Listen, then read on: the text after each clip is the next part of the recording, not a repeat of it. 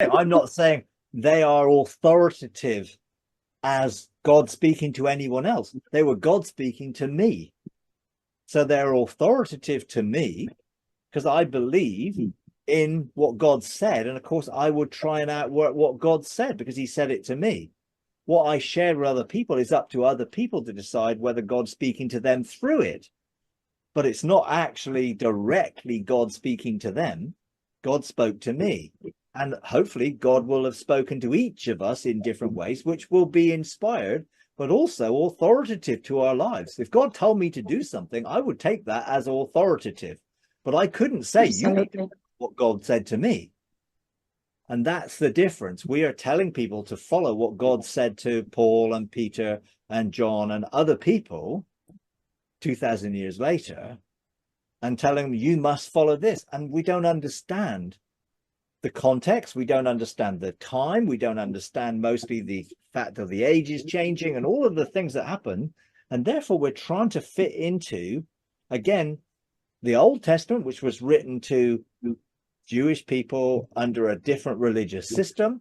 And it's all this confusion about what should we do? And you then get something like Proverbs, which were Solomon writing things which he expressed as wisdom because God gave him wisdom. But then we read that and we interpret it, try today. So like, for instance, spare the rod, spoil the child, which has created within evangelical circles a doctrine of you must discipline your children with a rod, in other words, spank them, otherwise you'll spoil their lives. So we're literally using a word there and interpreting rod under a modern interpretation, rather than the rod was a shepherd's implement to correct and guide the sheep, not beat them.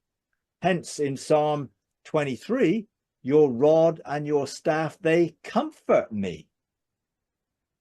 They don't beat me, they comfort me.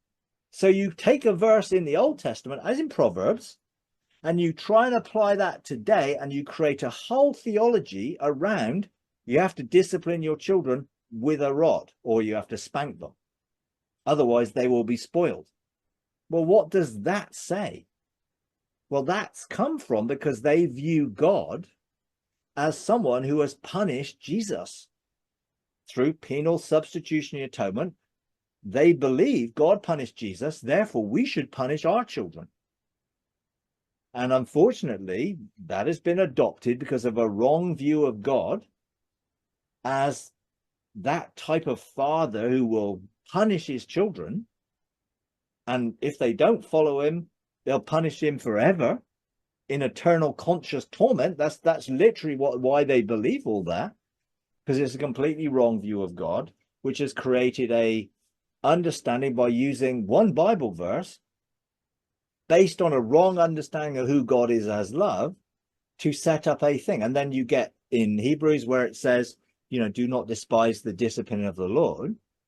And again, when you read the original translation of that, again, from Proverbs, you will find it doesn't say punish. Punishment isn't in there. Discipline and correction is, which is what God does. As a loving father, he corrects us and disciplines us or disciples us to follow the better path, which is him. He doesn't punish us. But people believe, because it says in Hebrews, in English, punish. But when you go back to the original verse that is quoted in Hebrews, it does not say punish at all. It's not there at all. It just says correct or chastise, correct, not punish. And unfortunately, again, just taking a verse written out of context or translated out of context or interpreted out of context and applying it today means we're trying to live under a system that was based in writings which were sort of poetry and like Aesop's fables, stories that gave a point, or Solomon's wisdom. But we've taken it and totally misunderstood it and misinterpreted it, and therefore created a generation of Christians who beat their children. because the Bible says they should. Sadly, that so misrepresents God. You know, and we therefore believe that God will beat us, and does, you know, but he doesn't. He loves us. If you enjoy these videos, would you please take a moment to like, comment, and subscribe? It really does help. Thank you very much.